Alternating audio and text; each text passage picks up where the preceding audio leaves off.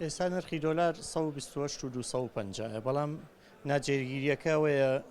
دەنگۆیەک هەیە کە بانقی نێودەوڵەتی داوای لە حکوومەتی عێراقی کردووە کە دۆلار بکا بە 130,000 وەزارەتی دارایی داوای لێ کردووە کە بیکا بە 145,000 سندوقی دراوی نێودەوڵەتی لەبەر کوردێنانی بودجە داوای لێ کردووە بیکا بە 160,000 بەڵام تا ئێستا دەنگۆیە هیچ شتێک لە پەرلەمانەوە دەرنەچۆ چونکە تا لە پەرلەمانەوە تەستیق نەکرێ و زیان نەکرێ بڕوان ناکەم حکوومەتی عێراقی بتوانێت لە ناکاو ئەوە زیاد بکات یا بانقی مرکزی عێراقی لە دوێنەوە خەڵکانێکی زۆرێنە بازار یعنی ئەترسن لەوەی کە ئەو دەنگۆیانە هەیە زۆرتر بەرز بێتەوە چونکە هەموو کاڵایەکەیەتە وڵاتی ئەمەوە بە دۆلارە کڕێت ئەوەش تاسیرە کاتە سەر داهاتی